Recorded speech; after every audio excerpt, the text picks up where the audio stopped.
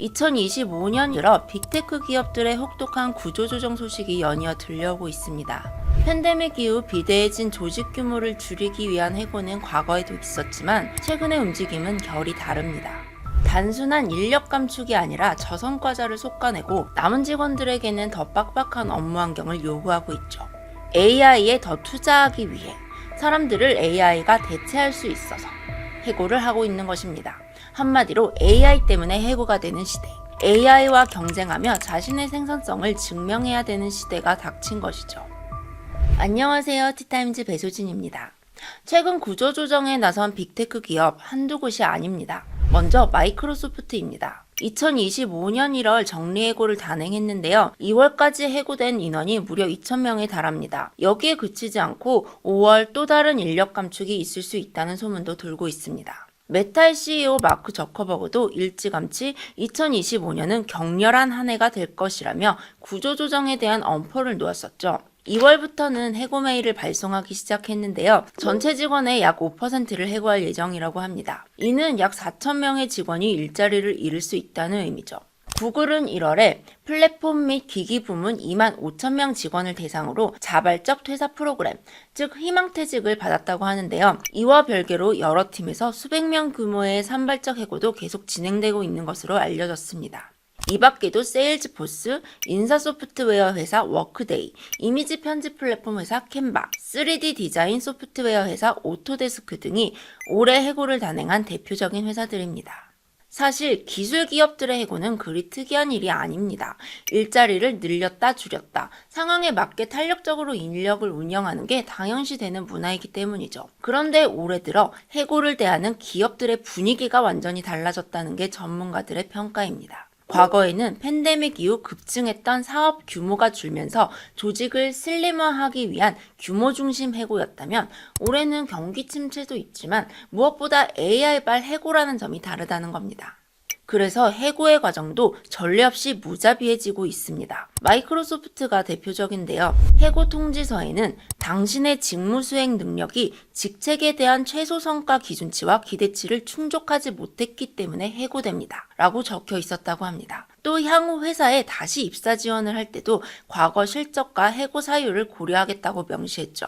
마이크로소프트는 해고자들에게 근무 마지막 날 의료 처방, 치과 혜택 등을 모두 종료했고요. 심지어 퇴직금을 받지 못한 사례도 있다고 합니다. 과거에는 근속 연수에 따라 퇴직금을 챙겨주거나 다른 일자리를 구할 때까지 의료 혜택을 유지해주는 등 좋게 헤어지는 기조가 있었는데요. 이제는 180도 바뀐 겁니다. 더구나 당신의 성과가 좋지 못해서 해고한다는 문구는 직원의 업무 능력에 꼬리표를 붙이고 있는 셈인데요. 이런 방식은 기존 마이크로소프트 사내 문화에 비춰봤을 때 정말 이례적이고 직설적이라는 평가가 나옵니다. 2014년 CEO에 부임한 샤티아 나델라는 직원들 간 경쟁을 완화하고 협력을 강조하며 냉혹했던 평가 시스템을 완화하려 했던 인물이었죠. 그런 그가 다시 과거의 냉정한 성과평가 방식으로 돌아가고 있다는 겁니다. 나델라 취임 이후 마이크로소프트 경영 전략의 최대 변화라는 이야기까지 나오고 있습니다. 메타 역시 직원 감축 계획을 발표하면서 가장 성과가 낮은 직원 5%가 해고 대상이다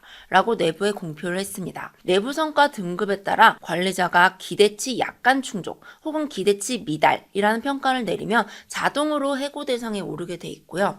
심지어 대부분 충족이라는 평가를 받은 직원도 상황에 따라 해고 대상자가 될 수 있다고 합니다. 메타는 그동안 기대에 미치지 못하는 인력을 1년 단위로 퇴출시켜 왔는데요. 앞으로는 그 기준도 더 끌어올리고 성과가 눈에 띄지 않으면 보다 신속하게 정리한다는 계획입니다. 이 성과 관리라는 게 팀별 상대평가 방식이다 보니 현재 메타 내부 분위기도 꽤 얼어붙은 상황이라고 합니다. 아마존의 경우는 올해 대규모 해고 소식은 없지만 2024년 10월 CEO 앤디 제시가 2025년 1분기 말까지 관리직을 감축하겠다고 말한 바 있습니다. 목표는 관리자 대비 개인 기여자 비율을 15%까지 끌어올리는 것. 이게 무슨 이야기냐면 중간에서 보고만 받던 관리직을 줄이고 이들을 다시 개발이나 운영 등 현업 개인 기여자로 전환시키고 있는 거죠. 관리 말고 직접 손을 써서 성과를 내라는 요구입니다.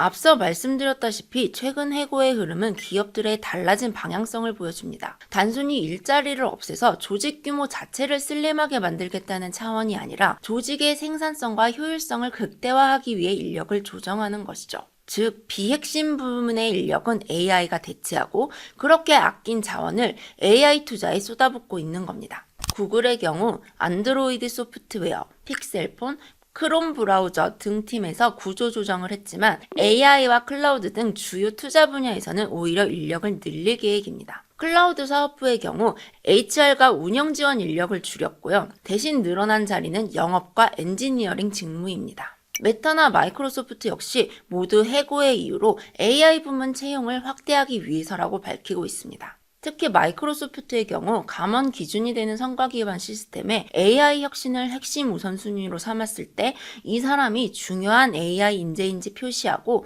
이 사람을 유지하지 못할 경우 AI 이니셔티브에 어떤 위험이 있을 수 있는지 공유해달라는 항목이 들어있다고 합니다. 그만큼 AI와 관련 없는 직무는 해고 위협에 더 많이 노출되어 있다는 얘기겠죠.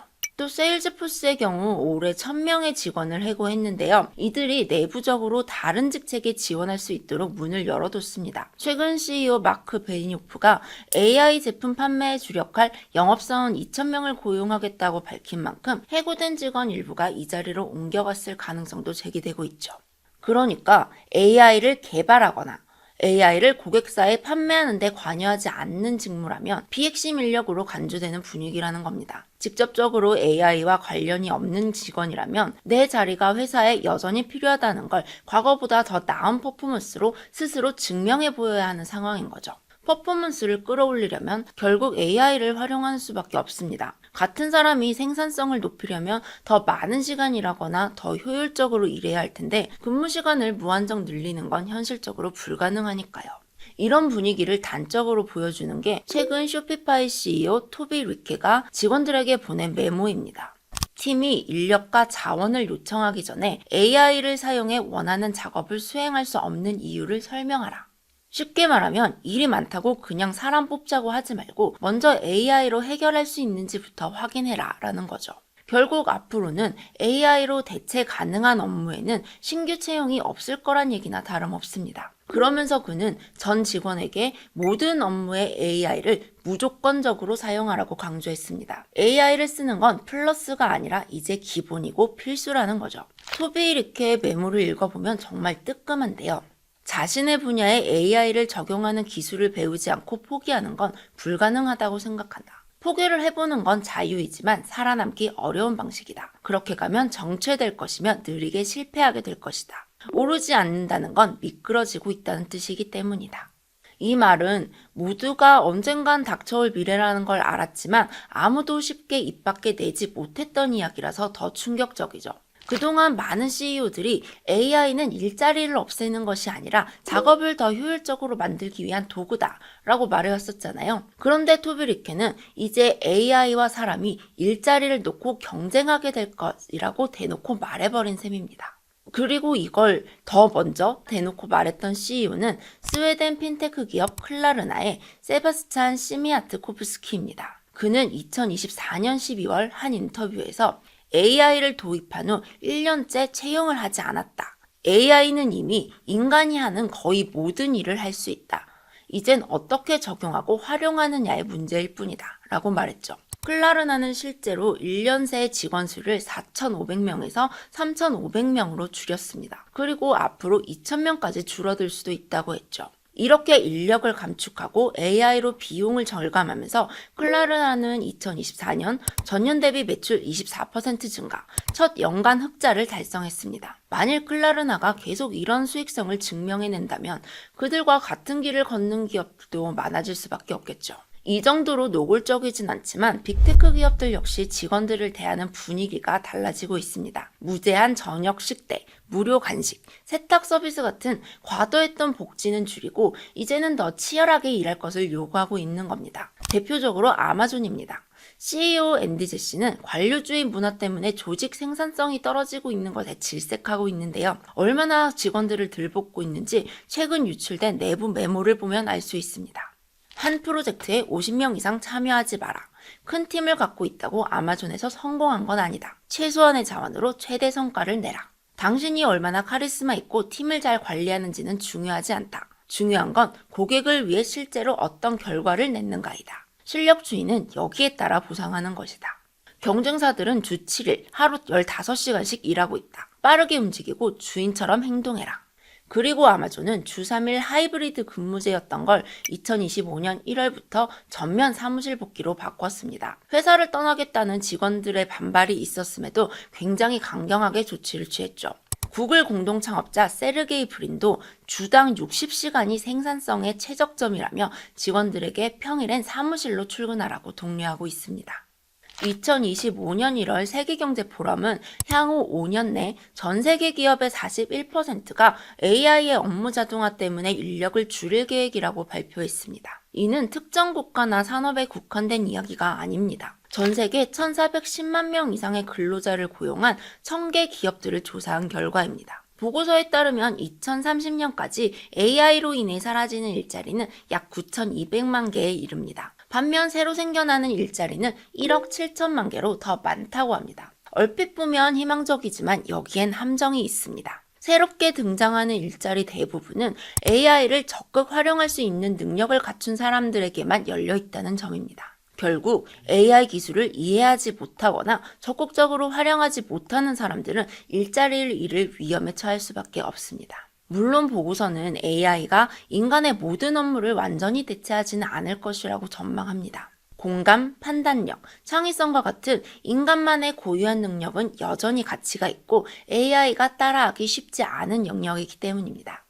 결국 AI가 인간의 업무를 완전히 대체하기보다는 인간의 능력을 증강시키는 방향으로 발전할 가능성이 높다고 보고서는 설명합니다. 하지만 잊지 말아야 할 점은 이런 능력조차도 AI를 잘 활용하는 사람들에게만 진정한 강점이 될 수 있다는 것이죠. 중요한 건 누가 그 도구를 더 잘 활용하느냐에 달려 있다는 겁니다. 이제는 정말 인간이 AI와의 경쟁에서 이기거나 아니면 AI와 협력해 살아남거나 둘 중에 하나를 선택해야 하는 시대가 아닌가 하는 생각도 듭니다. 여러분은 어떻게 대비하고 계신가요? 오늘 준비한 이야기는 여기까지입니다. 재미있으셨다면 구독과 좋아요 부탁드립니다. 감사합니다.